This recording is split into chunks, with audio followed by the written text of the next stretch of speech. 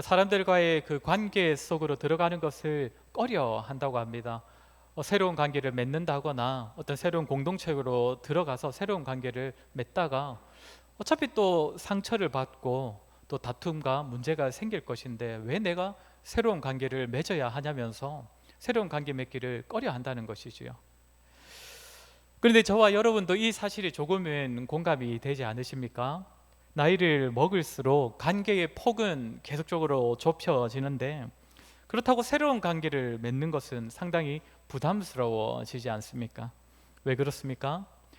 새로운 사람과 가까워지기 위해선 얼마나 참 많은 수고를 겪어야 하는지, 참 사람과 가까워지기 위하여서 몸과 또 마음으로 얼마나 많은 부담을 가져야 하는지를 우리가 잘 알고 있기 때문입니다. 이렇게 관계에 대한 사람들이 가지는 보편적인 습성과 또 이 시대 관계에 대하여 좋지 않은 이 세상의 흐름 앞에서 하나님 안에서 맺어진 이 성도들 간의 관계에 대한 말씀을 나누는 것은 참 귀하다고 볼 수 있을 것입니다. 특히 단순히 친해지는 정도의 수준이 아니라 세상이 말하는 그 친교의 수준을 훨씬 뛰어넘는 하나됨이 교회 안에 성도들에게 주어졌다는 사실을 우리가 확인하는 것은 이 시대의 성도들에게 참 필요한 주제라고 볼 수 있을 것입니다. 제가 2주 전 설교를 통하여서 유대인 성도와 이방인 성도들이 하나 되지 못하는 그 모습들, 그 이유들을 살폈었고, 그리스도께서는 그 한계를 뛰어넘어서 하나 되게 하신다는 사실을 살폈습니다. 그리스도께서 하나 되게 하시기 때문에 성도를 하나 되도록 부르셨기 때문에 성도는 하나됨을 이룰 수 있다라고 했는데, 오늘 본문을 통해서 이 내용에 대하여 조금 더 구체적으로 그리스도께서 어떻게 우리를 하나 되게 하시는지를 살피도록 하겠습니다. 오늘 설교를 통하여서는 크게 두 가지를 전하도록 하겠습니다. 먼저 그리스도께서 우리의 화평이 되셔서 원수된 자들과의 관계를 화목하게 하셨습니다. 그리고 두 번째로 그리스도께서 또한 우리의 화평이 되셔서 원수되었던 하나님과 우리의 관계를 화목하게 하셨습니다. 오늘 말씀을 통해 우리 모두가 함께 예배하는 모든 지체들과 하나됨을 이루어야 한다는 사실을 확인하고 그 하나됨을 이루기 위해 힘쓰는 자들로 세워지기를 소원합니다. 바울은 먼저 그리스도께서 우리의 하나됨을 이루시는 것은 그분께서 우리의 화평, 평화가 되시기 때문이다 라고 전합니다. 우리 오늘 본문 14절과 15절 말씀을 우리 함께 읽도록 하겠습니다. 14절, 15절 말씀입니다.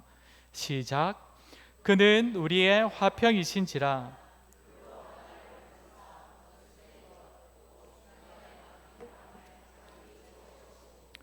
법조문으로 된 계명의 율법을 폐하셨으니 이는 이 둘로 자기 안에서 한 새 사람을 지어 화평하게 하시고. 아멘. 그리스도께서 우리의 화평이시다라고 합니다. 여기서 화평, 평화를 뜻하는 이 헬라어가 우리 오후 예배 찬양팀 이름인 에이레네입니다. 히브리어로는 샬롬이라고 하지요. 우리의 화평이신 예수님께서 행하시는 일이 무엇이라고 합니까? 먼저 14절에서는 둘을 하나로 만드셨다라고 하는데 그 둘은 원래 원수지간이었다라고 말을 하고 있습니다. 그리고 왜 원수지간이었냐라고 하면 중간에 막힌 담이 있기 때문이다라고 합니다. 여기서 원수지간이라는 헬라어는 원래는 적개심, 그러니까 적대감 이런 의미입니다.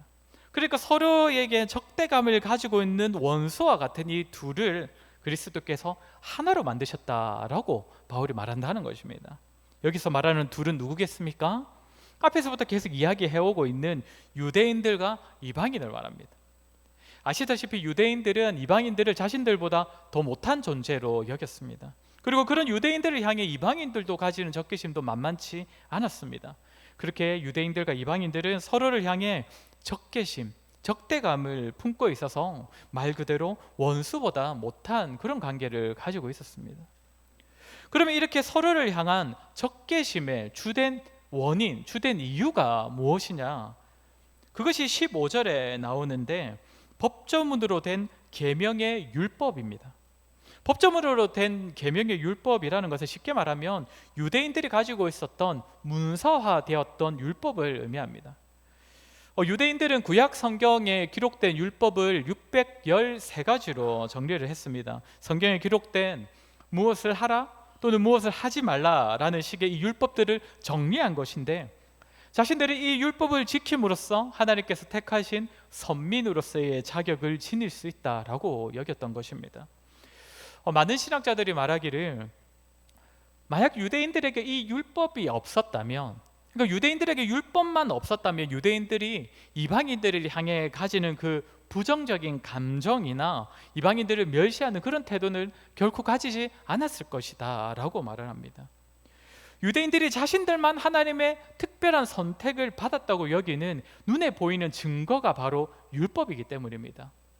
본래 율법은 하나님께서 모세를 통하여서 이스라엘에게 주셨기 때문에 그 율법이 자신들만이 하나님의 선택을 받았다는 증거이고, 그 율법을 지킴으로써 자신들은 그 자격, 선민으로서의 자격을 유지할 수 있다고 여겼던 것입니다. 그렇게 유대인의 입장에서는 율법을 받지도 못했고 또 율법을 지킬 생각도 하지 않는 이방인들이 얼마나 미련하고 정말 앞뒤 분간하지 못하는 그런 미개한 사람으로 보였겠습니까? 그리고 그런 이방인들과는 어떤 자리에서든, 어떤 공동체 안에서든, 교회 안에서라도 함께 함께 그 시간들을 가지고 같은 자리에 있는 것 자체를 굉장히 불편하게 여겼던 것입니다. 말 그대로 이 적개심을 가지고 있었다는 것이죠.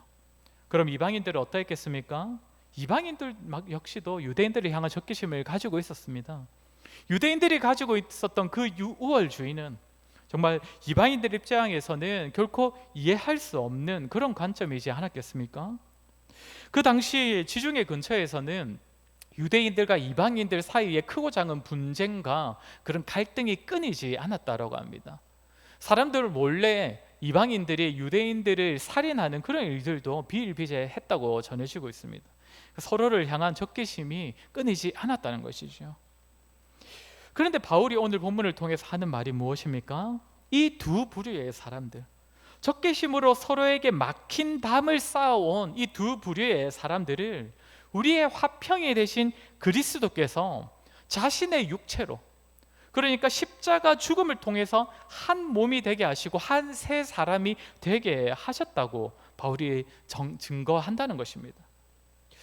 일반적으로 성도들이 그리스도께서 자신의 죽으심으로 이루신 화평과 화목을 하나님과 사람 사이의 그 화평과 화목에 많이 적용을 시킵니다. 하나님과만 화목하게 되었다면 다 끝난 거 아닌가 라면서 그 그리스도께서 이루신 화평과 화목은 하나님과 사람 사이의 화평과 화목으로만 여긴다는 것이죠.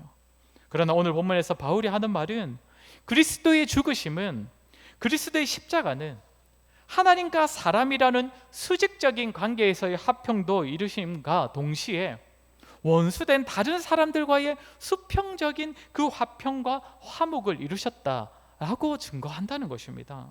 그리스도의 십자가는 하나님과의 화목을 이루시기 위한, 그것만을 위한 죽음이 아니었다는 것이지요.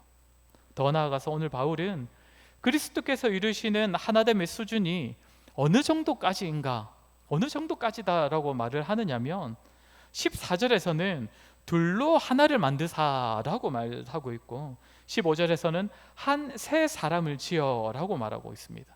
그리고 16절까지 보시면 이 둘을 한 몸으로 라고 표현하고 있다는 것이죠.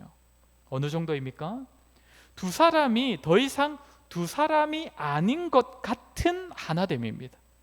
그리스도께서 우리에게 이루시는 수평적인 화평은 그저 어느 정도까지 친해지는 그런 가까운 정도의 화평이 아니라 둘이 더 이상 둘이 아니고 하나가 되는 그 정도 수준의 화평, 화목, 하나됨이라는 것입니다. 15절에 나오는 한 새 사람을 지어라는 표현은 우리가 앞에서도 한번 살폈던 표현인데 창조하다라는 의미입니다. 그러니까 그리스도께서 새롭게 창조하신 성도의 모습을 뜻하는 것인데, 우리 이 표현을 우리 창세기 말씀에서 한번 찾아보도록 하겠습니다. 창세기 2장 24절 말씀입니다.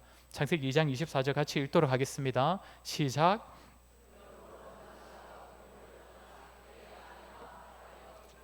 한 몸을 이룰지로다. 아멘. 하나님께서 창조하신 남자와 여자는 한 몸이었습니다. 하나님께서 남자와 여자를 각각으로 지으셨지만 한 몸으로, 각각으로 지으시면서 동시에 한 몸으로 지으셨다라는 것입니다. 이 창세기 말씀은 비록 가정을 향해 하신 하나님의 말씀이지만 바울은 그 동일한 표현을 교회 안 유대인과 이방인의 하나됨에 적용을 시키고 있다는 것이지요. 그리스도께서 성도들 간에 이루신 화평이 이런 수준의 화평이라는 것입니다. 삼위 하나님께서 세 분이시면서 동시에 한 분으로 존재하시는 그 연합의 신비가 가정에서는 부부 사이에, 교회 안에서는 성도로 부름받은 지체들 안에서 이루어져야 하는 그 하나됨에 적용할 수 있다는 것이죠.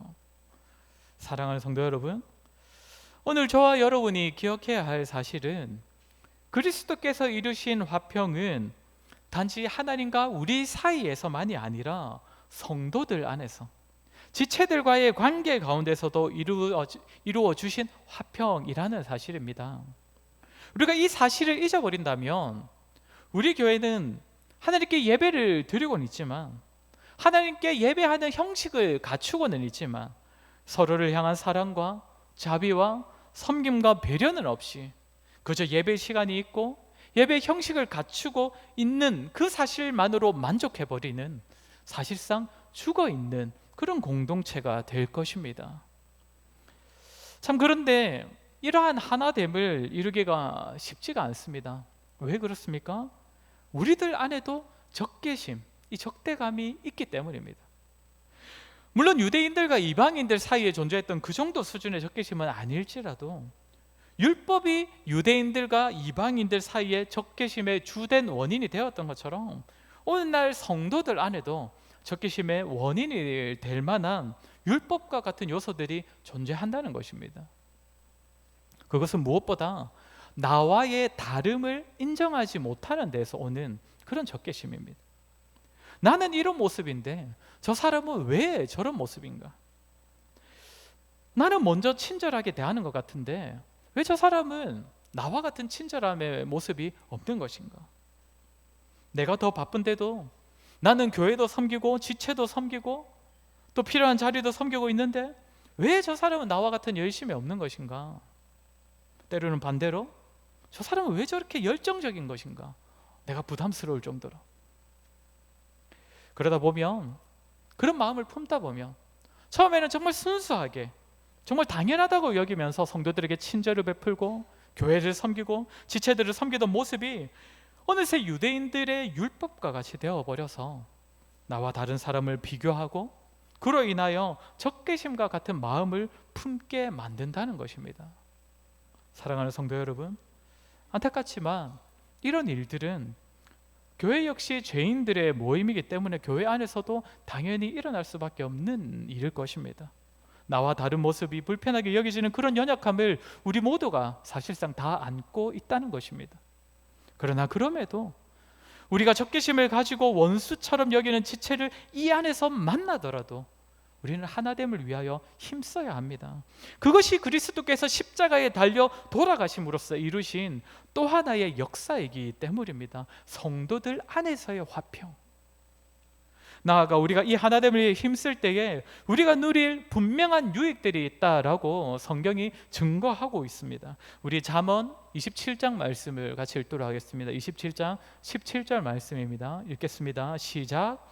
철이 철을, 사람이 그의 친구의 얼굴을 빛나게 하느니라. 아멘.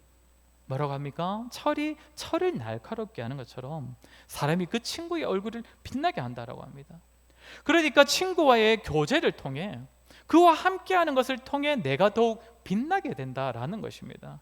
그런데 철이 철을 어떻게 날카롭게 합니까? 부딪히고 깎여 나가면서 철을 더욱 날카롭게 합니다. 잠언 저자는 지체가 서로를 더욱 빛나게 하는 과정이 마치 철이 철을 날카롭게 하는 과정과 같다라고 말을 하는 것입니다. 서로와 함께하면서 서로와 하나 되기 위해 정말 함께 모여 있을 때 때로는 부딪히고 갈등을 겪으면서 때로는 크고 작은 다툼을 겪기도 하면서 그런 가운데 서로가 깎여 나간다는 것입니다. 그런 과정 끝에 결국 서로가 서로를 더욱 빛나게 해주는 것, 그것이 그리스도께서 이루시는 성도의 하나됨이라는 것이지요. 그리고 우리 시편 18편 1절 말씀을 같이 읽도록 하겠습니다. 시작.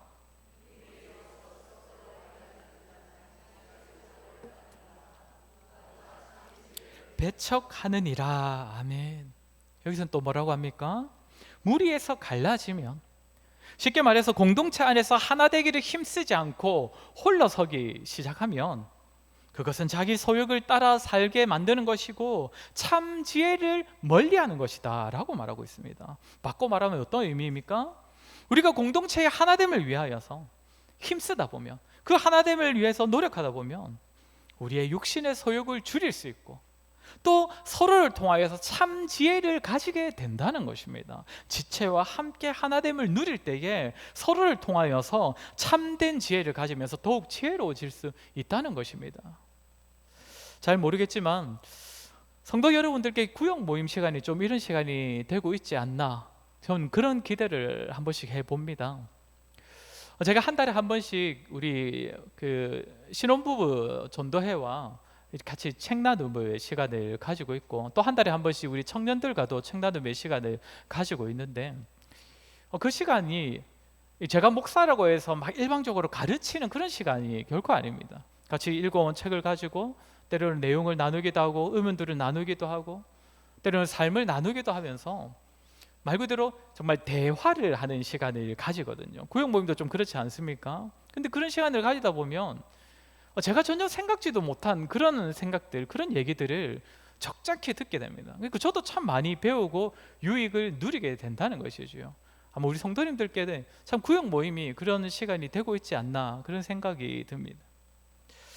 이처럼 성도 여러분, 성도의 하나됨은 참으로 우리에게 유익이 되기 때문에 우리 모두가 하나됨을 위하여서 함께 힘을 써 보았으면 좋겠습니다. 그리스도께서 하나 되게 하신 것을 힘써 지켜 보았으면 좋겠습니다. 우리 안에 품게 되는 적개심을 성령의 도우심으로 어떻게든 벗어버리고 그것을 성령의 도우심으로 이기고 상대방과 하나됨을 이루기 위해 더욱 힘쓰므로써 서로를 통해 서로가 더욱 빛나게 되고 서로를 통해 육신의 소욕을 제어해주고 서로의 지혜를 자라게 해주는 그런 하나됨의 유익을 우리가 정말 함께 누려보았으면 좋겠습니다. 그리하여서 저와 여러분을 통해 참 하나됨을 누리는 우리 교회, 또 모든 성도들이 되시기를 주의 이름으로 간절히 소원합니다.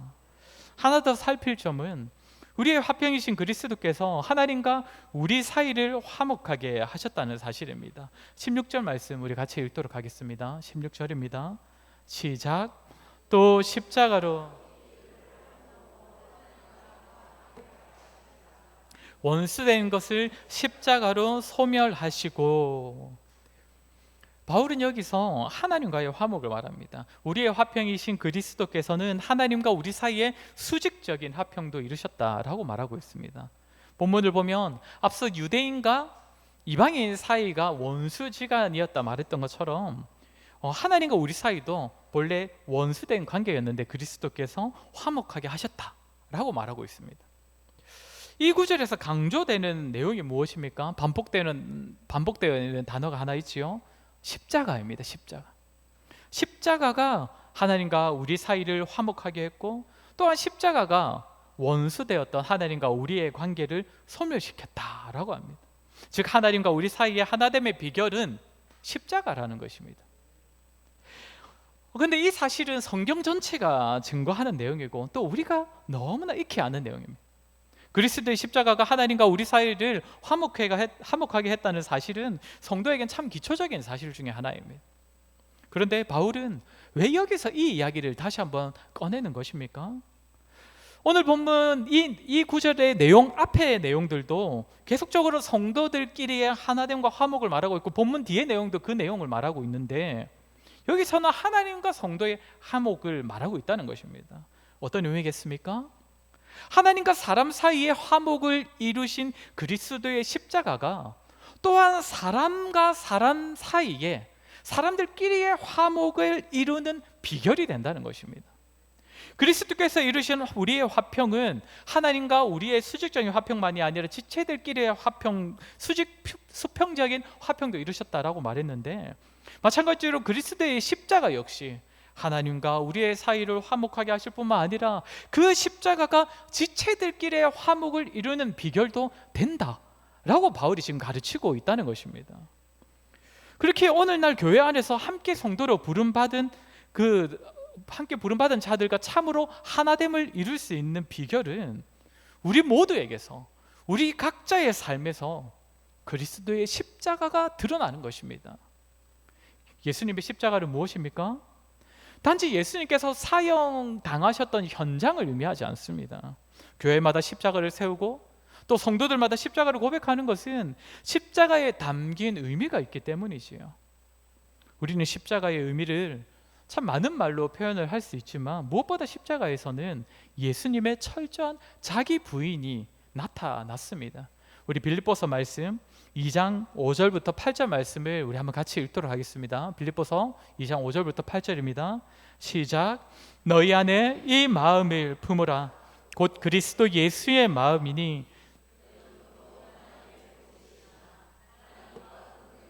취할 것으로 여기지 아니하시고 오히려 자기를 비워 종의 형체를 가지사 사람들과 같이 되셨고 사람의 모양으로 나타나사 자기를 낮추시고 죽기까지 복종하셨으니 곧 십자가에 죽으심이라. 아멘.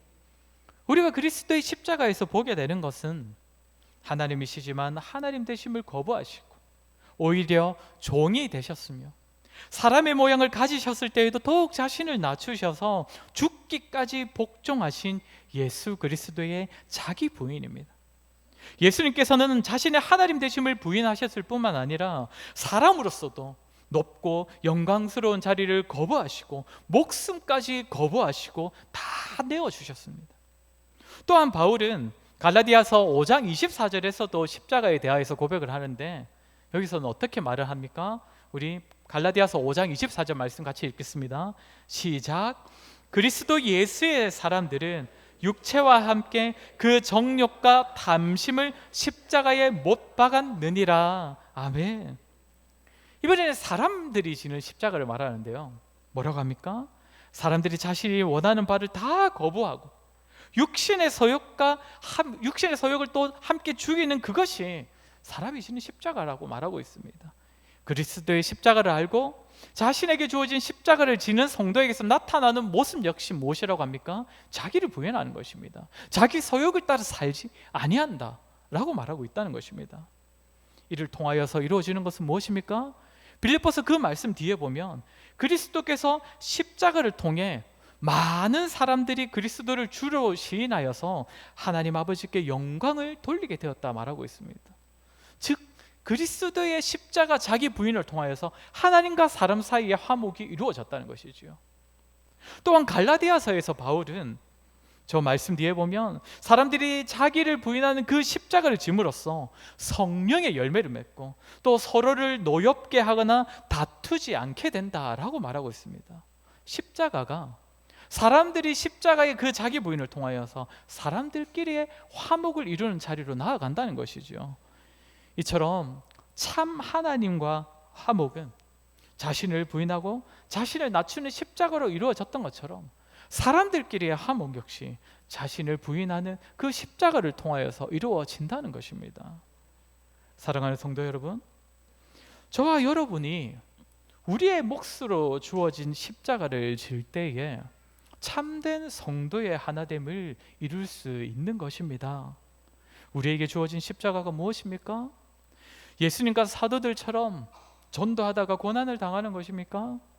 복음의 불모지인 선교 현장으로 나아가는 것입니까? 다 목사나 전도사로 부름받는 것입니까? 물론 그건 역시 십자가를 지는 삶이라고 말할 수 있고 또한 자기를 부인하는 삶이라고 말할 수 있을 것입니다. 그러나 오늘 바울이 오늘 본문에서 말하는 십자가는 하나됨을 위하여서 다른 사람과의 화목을 이루기 위하여서 자신을 부인하는 그러한 십자가를 말하는 것입니다.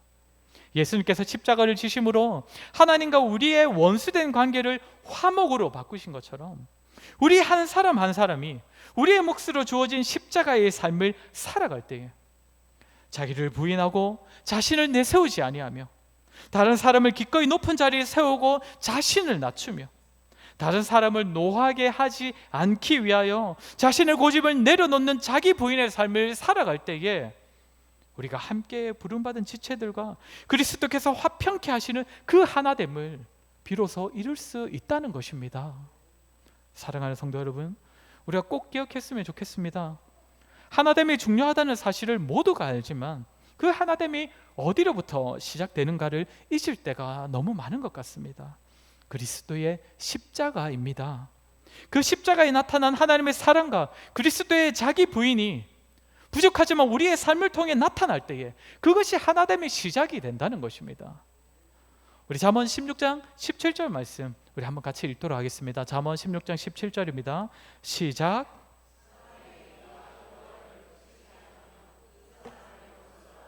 그와 더불어 화목하게 하시느니라. 아멘. 이 말씀은 단순히 사람이 하나님만 기쁘시게 하면 사람들과의 관계는 알아서 잘 된다는 그런 의미가 아닙니다. 하나님을 기쁘시게 할 만한 사람의 행위가 무엇이겠습니까? 예수님을 닮는 것이지요.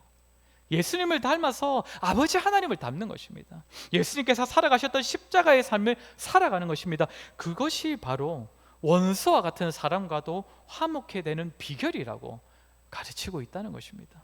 사랑하는 성도 여러분, 하나 되기 힘든 지체와 하나 되기 위하여서 기도하는 것도 참 중요하고 너무나 필요하지만 또한 우리가 반드시 기억해야 하는 것은 그 사람 앞에서 우리가 십자가를 감당하는 것입니다.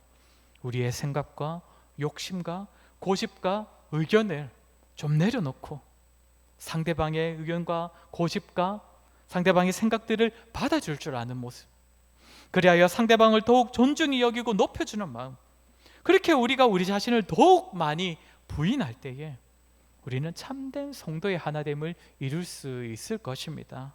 저와 여러분 오늘 들은 말씀처럼 성령의 도우심으로 우리 안에 있는 적개심을 버리고 때로는 마찰과 아픔이 있어도 서로와의 하나됨을 힘쓰는 자들이 되었으면 좋겠고, 또한 부족하지만 그리스도의 십자가를 지는 그런 모습으로서 모든 지체와 더불어 하나됨을 이루기 위해 힘쓰는 그러한 저와 여러분 되기를 주의 이름으로 간절히 소원합니다. 우리 시간 말씀을 기억하며 우리 한번 같이 기도했으면 좋겠습니다. 우리의 마음을 한번 살펴보았으면 좋겠습니다. 우리 안에도 하나됨을 이루지 못하게 만드는 적개심이 있지는 않습니까? 나를 옳게 여기고 나를 더 우월하게 여기고 상대방은 더 낮추고 상대방은 나보다 더 뒤처진다고 여기는 정말 그런 마음들이 있지는 않습니까? 우리 기도할 때 하나님, 그리스도의 십자가 사랑으로 우리가 가진 적개심을 다 버리게 하여 주시옵소서. 나를 사랑하고 나를 우선시하는 그런 마음을 벗어버리고 그리스도께서 십자가에서 보이신 자기 부인의 삶을 살아가게 도와주시옵소서. 나를 낮추고 다른 사람들을 높이는 십자가의 삶을 살아감으로써 다른 지체들과 정말 그 어떤 지체들과도 참 하나됨을 이루는 우리 모두가 되게 하여 주시옵소서. 우리 시간 들은 말씀을 기억하며 같이 한번 기도하도록 하겠습니다. 기도하겠습니다.